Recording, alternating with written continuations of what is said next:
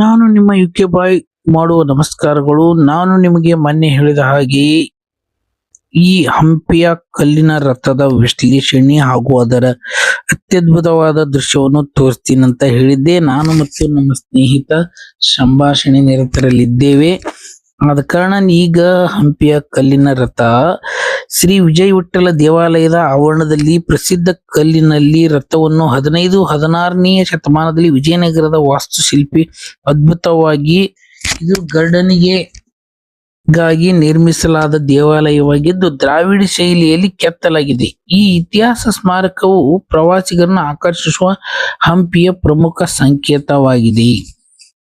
ಈ ಹಂಪಿಯಲ್ಲಿನ ಕಲ್ಲಿನ ರಥದ ಬಗ್ಗೆ ಹಂಪಿಯ ತುಂಗಾಭದ್ರಾ ತೀರದಲ್ಲಿರುವ ವಿಜಯ ವಿಠ್ಠಲ ದೇವಾಲಯ ಸಂಕೀರ್ಣದ ಆವರಣದಲ್ಲಿದೆ.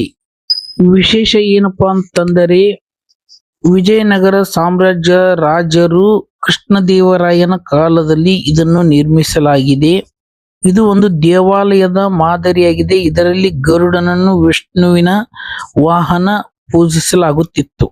ವಾಸ್ತುಶಿಲ್ಪ ಗ್ರಾನೈಟ್ ಕಲ್ಲಿನಲ್ಲಿ ಕೆತ್ತಲಾದ ಈ ರಥವು ಚಲಿಸುವಂತೆ ಭಾಸವಾಗುವ ಚಕ್ರಗಳನ್ನು ಹೊಂದಿದೆ.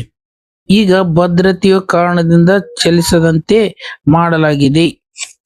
ವಿಶೇಷ ಏನಪ್ಪಾ ಅಂತಂದ್ರ ಮೊನ್ನೆ ಕೇಂದ್ರ ಸರ್ಕಾರದವರು ಡಿಮಾನಿಟೈಸ್ ಮಾಡಿದ ಕಾರಣದಲ್ಲಿ ನೋಟು ಬದಲಾವಣೆ ಆದ ಸಂದರ್ಭದಲ್ಲಿ 50 ರೂಪಾಯಿ ನೋಟಿನಲ್ಲಿ ಈ ಕಲ್ಲಿನ ರಥದ ಸುಂದರವಾದ ಚಿತ್ರವನ್ನು ಅಳವಡಿಕೆ ಮಾಡಿದ್ದಾರೆ. ಅತ್ಯದ್ಭುತವಾಗಿ ಮೂಡಿ ಬಂದಿದೆ.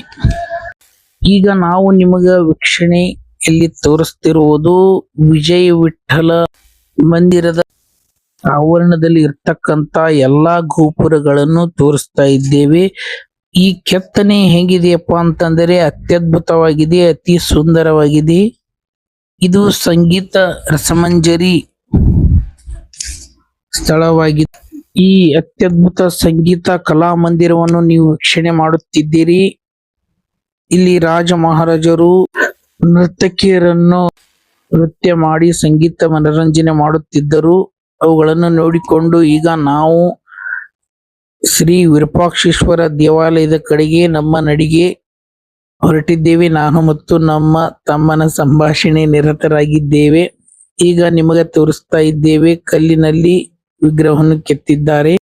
ಅಚ್ಯುತರಾಯಪುರದಿಂದ ಪ್ರಾಚೀನ ಮಾರ್ಗವಾಗಿ ಶ್ರೀ ವಿರೂಪಾಕ್ಷೇಶ್ವರ ದೇವಾಲಯದ ಕಡೆಗೆ ಹೊರಟಿದ್ದೇವೆ. ಇಂದಿನ ಬ್ಲಾಗ್ ಇಷ್ಟ ಆದರೆ ಲೈಕ್ ಮಾಡಿ, ಶೇರ್ ಮಾಡಿ, ಫಾಲೋ ಮಾಡಿ. ಧನ್ಯವಾದಗಳು.